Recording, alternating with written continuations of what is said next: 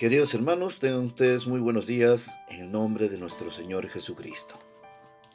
Los invito a inclinar sus rostros para empezar con una oración delante de la presencia de Dios.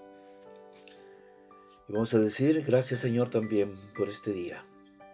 Y te pedimos que tú nos dirijas hoy bajo lo que nos hablarás en tu palabra. Permítenos aperturar nuestras mentes y, y te pedimos Señor que tú nos liberes de toda carga que podamos tener para poder recepcionar todo lo que nos vas a enseñar hoy, y todo esto te lo pedimos en el nombre de tu Hijo Jesús. Amén. Bueno, queridos hermanos, los invito a abrir sus Biblias en Lucas capítulo 17 y vamos a hacer lectura del verso 1 hasta el versículo 4. Y la palabra dice así: Dijo Jesús a sus discípulos: Imposible que no vengan tropiezos, mas hay de aquel por quien vienen. Mejor le fuera que se le atase al cuello una piedra de molino y se le arrojase al mar, que hacer tropezar a uno de estos pequeñitos. Mirad por vosotros mismos. Si tu hermano pecare contra ti, repréndele, y si se arrepintiese, perdónale. Y si 7 veces al día pecare contra ti, y 7 veces al día volviere a ti, diciendo, me arrepiento, perdónale. Bien, los discípulos de Jesús fueron justamente testigos de muchos milagros que él hizo a través de su vida. El Señor Jesucristo devolvió la vista a los ciegos, resucitó muertos, él hizo que se calmase la tempestad, alimentó a más de 5,000 personas. Y cuando acabamos de leer el texto, en el versículo 1 dice, dijo Jesús a sus discípulos, imposible es que no vengan tropiezos. Y está hablando de que todos, de una u otra manera, vamos a tener pruebas. Pero es necesario saber cómo comportarse delante de las pruebas. Y las pruebas vienen de diferente forma, y más aún cuando tocan tu propia vida, o cuando hablan mal de ti, o cuando vienen las ofensas.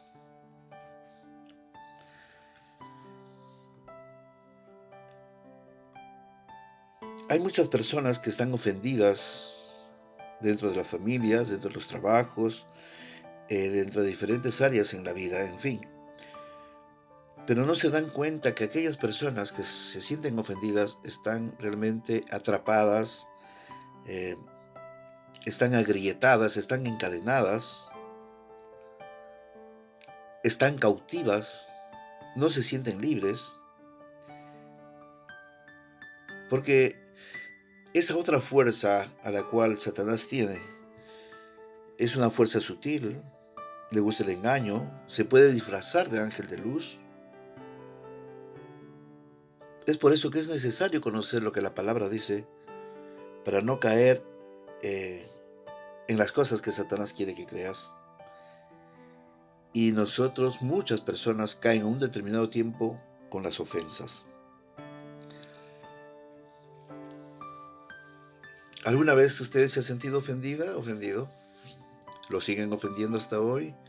¿Tiene problemas entre familia, entre personas, entre hermanos, entre amigos? Pues bien, si las personas se sienten ofendidas, van a tener muchos frutos, porque las ofensas producen frutos en las personas. Una de ellas es el sufrimiento, otra va a ser la ira, los celos, resentimiento, va a haber amargura, va a haber odio, va a haber envidia. Y las consecuencias de todo esto, ¿qué va a ser? Que las personas reaccionen de alguna u otra manera con insultos, van a ser personas que van a tener heridas que no van a curar, va a haber divisiones, va a haber traiciones. Y las personas que están ofendidas no se dan cuenta que están siendo atrapadas, porque su mayor preocupación está pensando siempre en el mal que le han hecho. Vamos al Salmo 92, versículo 13. Y dice, plantados en la casa de Jehová, en los atrios de nuestro Dios, florecerá.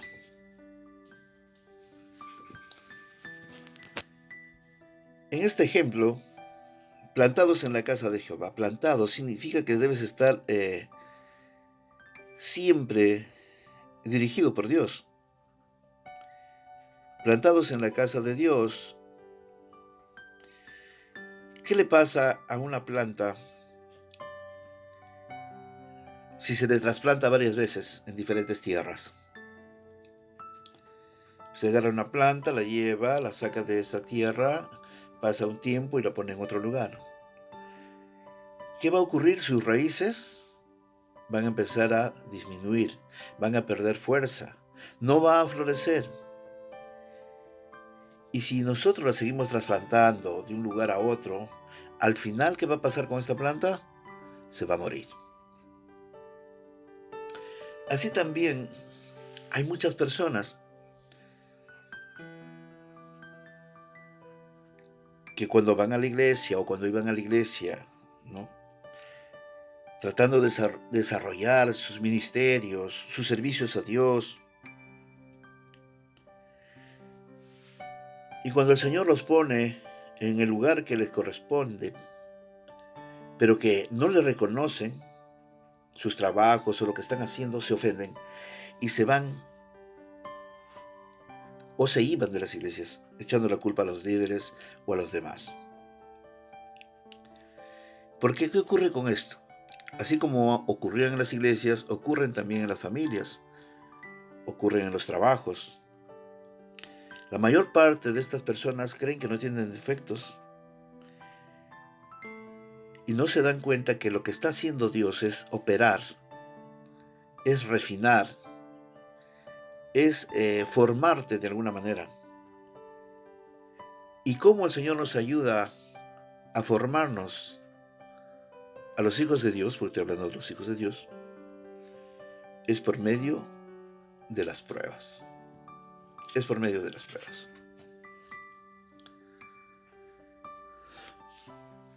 Pero cuando vamos a recordar lo que leímos en Lucas,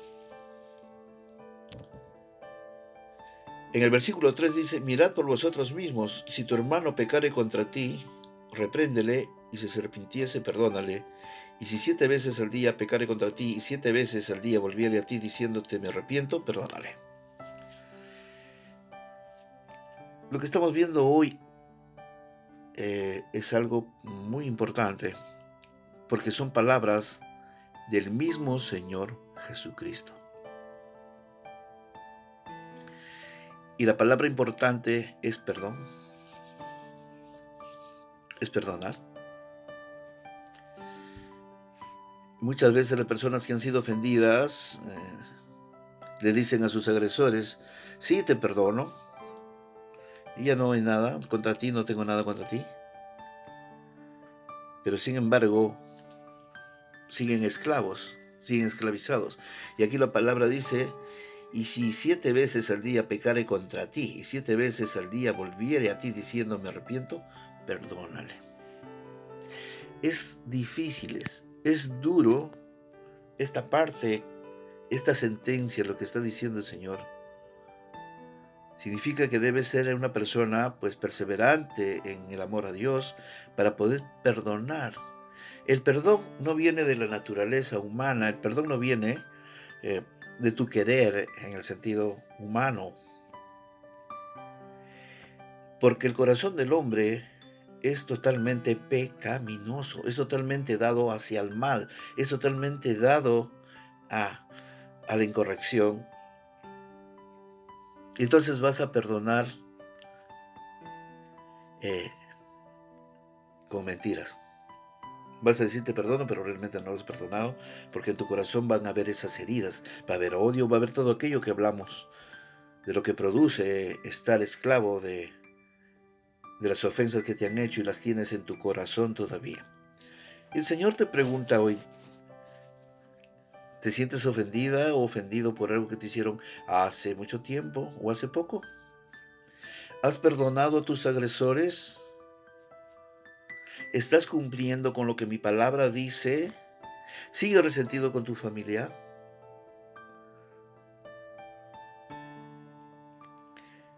7 veces.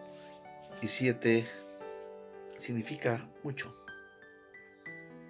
Siempre debemos estar perdonando.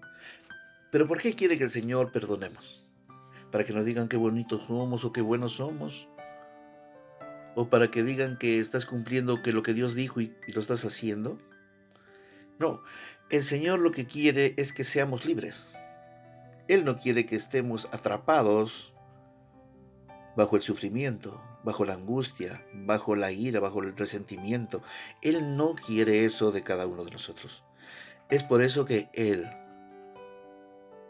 nos va a poner pruebas con las personas de repente que están más cerca a nosotros,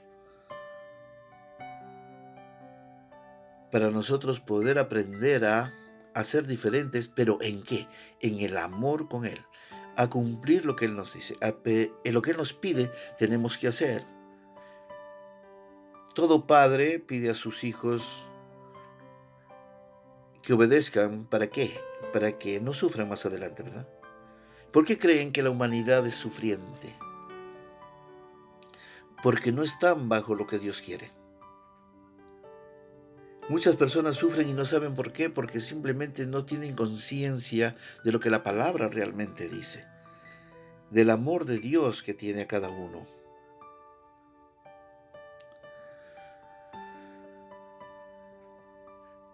Vamos a aprender lo que Dios nos enseña con las plantas y árboles, justamente, ¿no?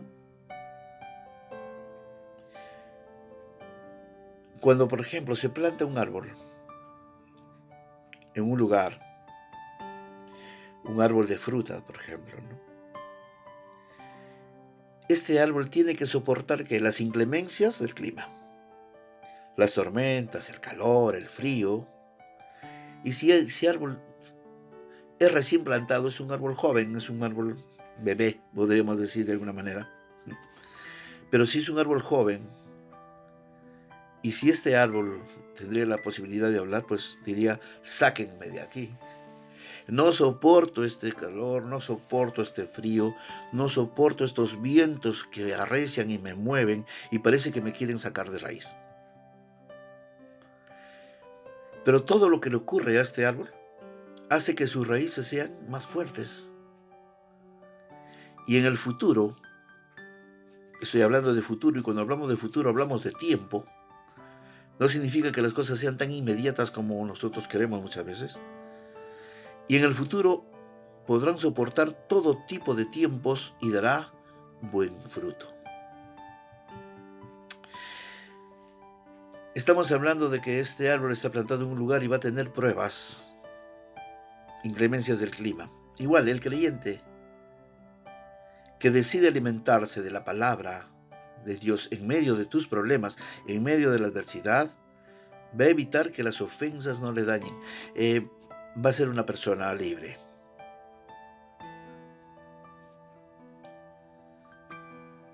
Es por eso importante alimentarse de la palabra y tener una relación con Dios, el conversar con Él diariamente.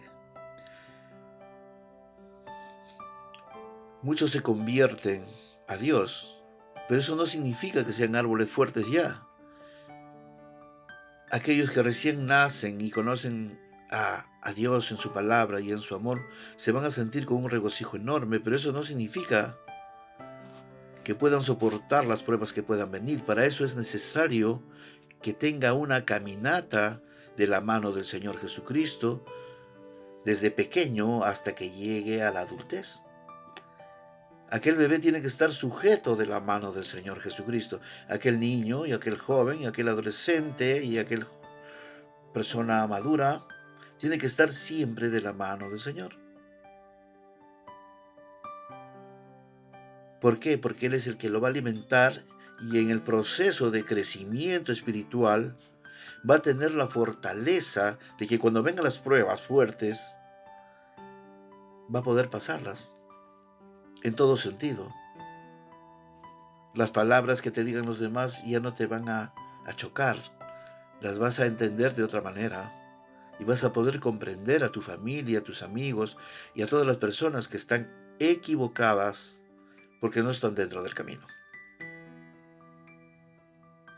Porque muchos, por ignorancia de la palabra, por la falta de conocimiento de lo que es Dios, actúan de esa forma y de esa manera. Porque todavía son bebés pequeños que necesitan ser conducidos por el Señor Jesucristo. Y cuando están bebés necesitan de la leche espiritual, ¿verdad? Y van creciendo y van a tener que alimentarse un poco más de aquello, un poco más de otro, y para que entren dentro de la madurez de lo que Dios quiere, en el conocimiento de la palabra. El mayor problema que viene es cuando estamos en una adolescencia espiritual. Y la adolescencia, hablando simbólicamente, es la época en que los jóvenes adolescentes no saben qué hacer, se dejan guiar, se dejan sorprender, comienzan a buscar corrientes nuevas, quieren conocerlo todo. Igual sucede con aquellos adolescentes espirituales, van de iglesia en iglesia, buscando la verdad, buscando qué iglesia es mejor. Y en ese problema de búsqueda, porque no lo tienen realmente al Señor Jesucristo en su corazón, están viendo diferentes doctrinas y es ahí donde aquellos corrompen su espíritu y después no saben qué hacer y reniegan de Dios, reniegan de las iglesias, reniegan de los líderes, reniegan de todo porque no están ubicados dentro de lo que es la fuente, que es el Señor Jesucristo. Cuando una persona deja el lugar que Dios ha escogido para una persona, el sistema de raíces que Él te da, los conocimientos empiezan a venir. Y entonces cuando vengan las pruebas, va a ser más difícil salir de allí y va a convertirse en un vagabundo espiritual, lo que estamos hablando hace poco en otra manera. Es necesario conocer la palabra. Es necesario tomar conciencia de que nuestro tiempo en la tierra es un tiempo de prueba. Es necesario manifestar el amor de Dios que el Señor da a cada uno para nosotros ser manifiestos a través de aquello en nuestras formas de ser.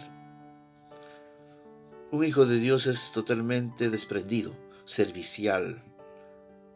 Siempre va a querer que los demás estén bien de alguna manera. Siempre va a estar con las manos aptas para levantar a los demás. Va a ser el primero en perdonar. Va a ser el primero en no sentirse resentido ni resentida. Va a ser el primero en no hablar mal de los demás. Va a ser el primero en evitar los chismes. Va a ser el primero en estar viendo la vida de los demás. El Señor te dice hoy, ve tu propia vida, ve lo tuyo primero. Preocúpate por ti, porque el día que estés delante de mi presencia nadie te va a ayudar, porque solamente vamos a estar tú y yo, frente a frente. El Señor es un Dios amoroso.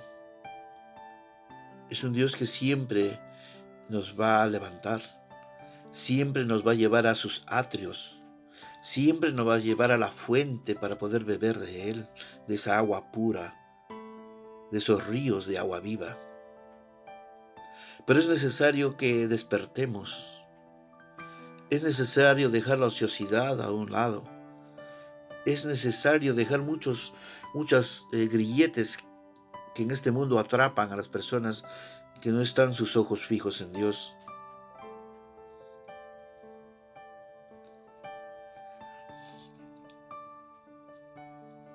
Es necesario tener una relación con Dios, siempre. Sigamos hablando un poco más de árboles y vamos a ver en Génesis capítulo 2, versículo 9. Y Jehová Dios hizo nacer de la tierra todo árbol delicioso a la vista y bueno para comer, también el árbol de la vida en medio del huerto y el árbol de la ciencia del bien y del mal, que es el árbol del conocimiento. Y en Génesis 2:15 dice, y tomó pues Jehová Dios al hombre y lo puso en el huerto de Edén para que lo labrara y lo guardase. El Señor nos dio un trabajo que hacer, desde la creación, desde el momento, y Él nos dio un trabajo. Pero cuando leemos Génesis 2, del 16 al 17, el capítulo 2, versículo 16 y 17, dice, y ordenó el Señor al hombre, de todo árbol del huerto podrás comer, pero del árbol del conocimiento de la ciencia, o sea, del bien y del mal, no comerás, porque el día que de él comieras, morirás. Bueno, y nosotros muy bien sabemos lo que ocurrió. Se desobedeció al Señor y aparentemente, justamente, hubo una muerte espiritual y una separación de Dios con el hombre. Cuando hablamos del árbol de la vida, y en Proverbios 3, versículo 18 dice, ¿no? Ella es árbol de vida a los que de ella echan mano, y bienaventurados los que la retienen. El árbol de vida.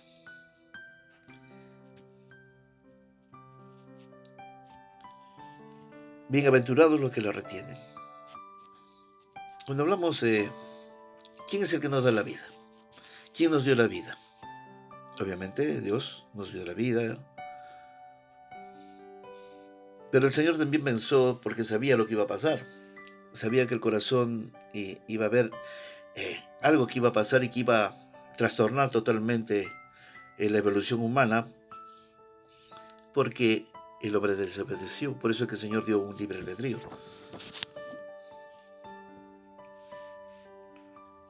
Pero cuando leemos Apocalipsis el capítulo 22, del versículo 1 al 2, dice, y este árbol de vida volverá. Bueno, y mejor vamos a la palabra. Vamos a ver lo que dice Apocalipsis. Apocalipsis, capítulo 22, del versículo 1 al 2. Después me mostró un río limpio de agua de vida, resplandeciente como cristal, que salía del trono de Dios y del Cordero. En medio de la calle de la ciudad, y a uno y a otro lado del río, estaba el árbol de la vida, que produce 12 frutos, dando cada mes su fruto, y las hojas del árbol eran para la sanidad de las naciones. Está hablando que ese árbol de vida volverá y estaría en la Nueva Jerusalén. Y las hojas son la sanidad que va a venir para el mundo. Y pues dice, ya no habrá más corrupción ni injusticia, porque los hombres vivirán de acuerdo a los propósitos de Dios. Y eso es lo que quiere el Señor. El Señor quiere que vivamos bajo los propósitos de Dios.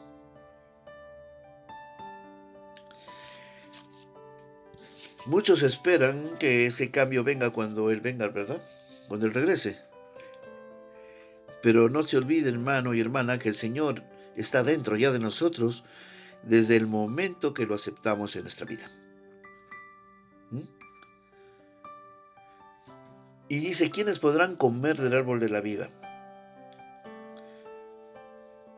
En el versículo 22, capítulo 22, versículo de 3 al 5, a ver. Y no habrá, justamente eso, ¿no? Y no habrá más maldición, y el trono de Dios y del Cordero estará en ella, y sus siervos le servirán. Ahí estará nuestro Señor Jesucristo. ¿Verdad? ¿Verdad? ¿Y qué más dice? Y verán su rostro, y su nombre estará en sus frentes. No habrá allí más noche, y no tienen necesidad de luz ni de lámpara, ni de luz del sol, porque Dios el Señor los iluminará y reinarán por los siglos de los siglos. Cuando también vemos Apocalipsis capítulo 22, y el versículo 14, dice, bienaventurados los que lavan sus ropas para tener derecho al árbol de la vida y para entrar por las puertas en la ciudad. Él se está refiriendo a la ciudad, a la nueva ciudad, al nuevo cielo, a la nueva tierra. Bienaventurados los que lavan sus ropas. Nosotros creemos en Dios, nosotros somos hijos de Dios, pero vivimos en un mundo que está llena de oscuridad, aunque no parece, pero está llena de tinieblas. Y vivimos en aquel mundo. Y de todas maneras nos vamos a contaminar, queramos o no queramos, porque vivimos en este mundo. Y en este mundo vamos a tener pruebas de diferente naturaleza con las personas que no son convertidas, eh, con las cosas que te presentan, en lo que tú puedas ver, en lo que puedas oír. Entonces siempre va a haber una contaminación. Y nuestra ropa se va a manchar. Y es por eso que es necesario lavar esas ropas delante de la presencia del Señor Jesucristo. Es por eso que le entregamos a Él todo aquello que está sucio para quedar limpios. Y eso significa perseverar en Dios, perseverar en la palabra. Si nos desprendemos de Dios, si nos desprendemos de lo que Él nos enseña y no nos sujetamos a las cosas que Él nos da, vamos a perecer, vamos a caer, vamos a sufrir. O sea, vamos a sufrir más de lo que normalmente las personas sufren, porque eso es normal. El mismo Señor nos dijo, van a tener pruebas, y las pruebas significan sufrimiento. Las pruebas significan falta de comodidad. Las pruebas significan no tener alegría en los momentos que se debería. Pero cuando estamos de la mano de Él, justamente, todo eso va a ser diferente. Es por eso que en la palabra dice, bienaventurados los que lavan sus ropas. Bienaventurados, bienaventurados. Significa que vamos a estar dentro de la mente de Dios. Cuando hablamos del árbol del conocimiento del bien y del mal, ¿este árbol qué representa? Este árbol representa realmente la voluntad del hombre. En decidir qué te conviene o qué no te conviene, o sea, qué es lo bueno o qué es lo malo. Basándose, ¿qué? En su propia opinión y no en la palabra de lo que Dios quiere decirnos. Eso es lo que realmente representa aquel árbol. Es por eso que hace que estas cosas se separen el hombre de Dios, porque hace su propia voluntad. Por eso sabemos que las consecuencias de haber probado ese fruto prohibido, de lo que Dios dijo, no hagas esto, fue la muerte. Dios le advirtió, pero Adán y Eva arriesgaron toda la vida que Dios le había dado por escuchar ¿a quién?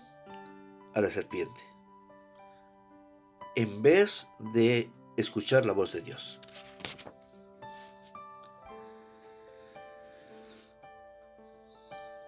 Es por eso que las personas sufren porque siguen sus propias ideas, eh, porque siguen a su propia voluntad. Las personas sufren cuando ponen a un costado las órdenes que Dios dice, porque muchos más confían en su propia razón en vez de creer en la palabra de Dios. Inclinemos nuestros rostros. Padre mío, te damos gracias hoy por tu palabra. Gracias por las pruebas que nos pones en el camino. Gracias por seguir escuchando de ti. Gracias por ese gran amor que nos tienes a cada uno de nosotros, Señor. Y Padre, te pido en este momento que tú, Señor, pongas tus benditas manos sobre cada hogar, sobre cada lugar, sobre cada hospital, sobre las cárceles, sobre a todos aquellos sufrientes. Te pedimos, Señor, que nos des siempre esa luz que tú nos das en tu amor, que muchas veces no sabemos entender, no comprendemos. Sabemos que tú operas, pero a veces no se quiere reconocer lo que tú haces.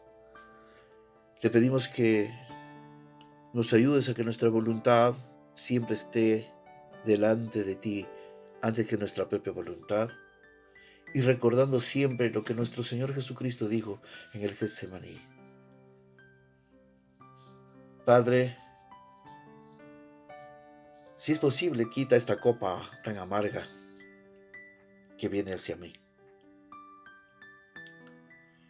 Y el Señor Jesucristo, sabemos que Él estaba ahí, Señor, como un ser humano, con sufrimiento, con dolor, con conocimiento, mucho más de lo que nosotros teníamos o tenemos, pero Él sabía lo que iba a venir.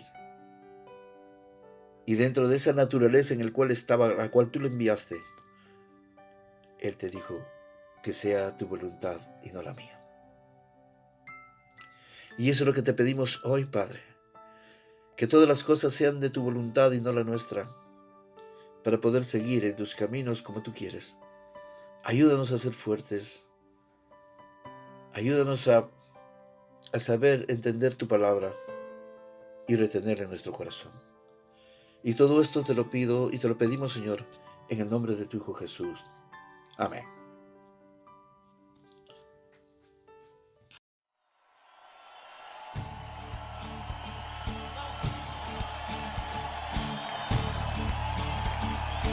A ver, un grito de júbilo.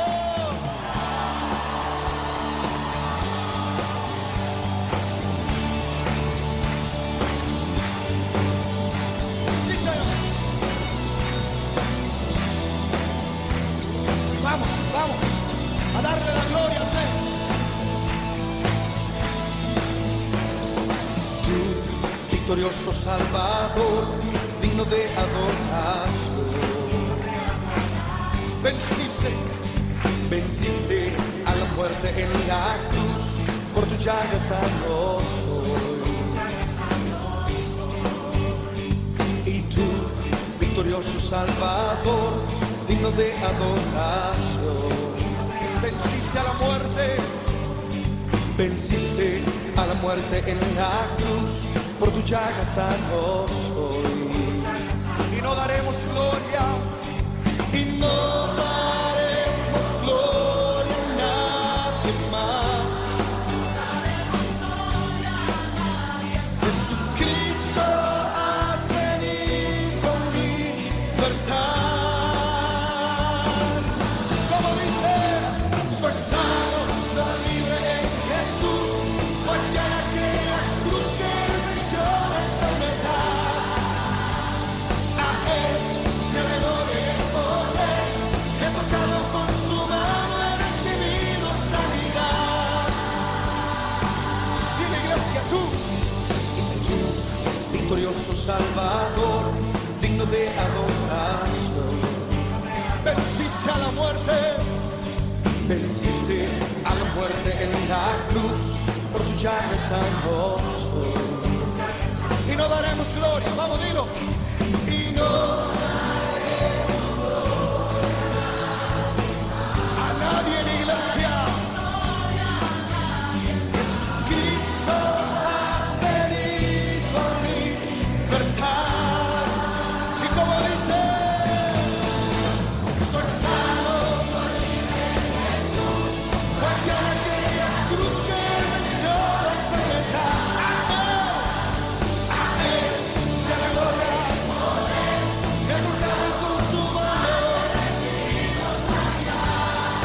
Yo soy sano, soy libre. Fue en aquella cruz. A Él sea la gloria y el poder. Me ha tocado con su mano, he recibido sanidad. ¿Cuántos dicen amén?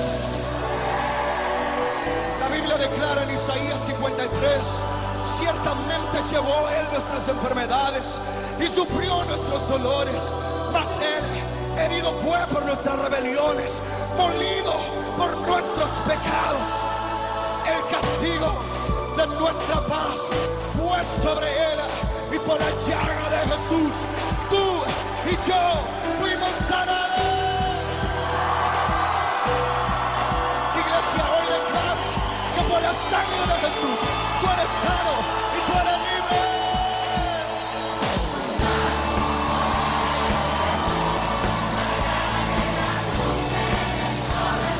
A Él la gloria, a Él sea la gloria. Me ha tocado con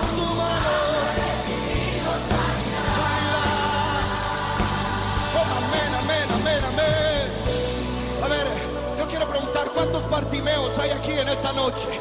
¿Cuántas personas de fe hay en esta noche?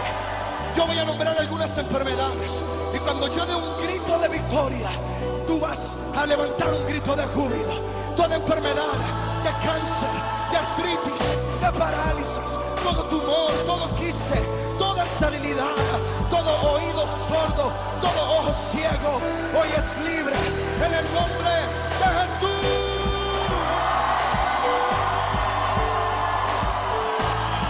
Dile, yo soy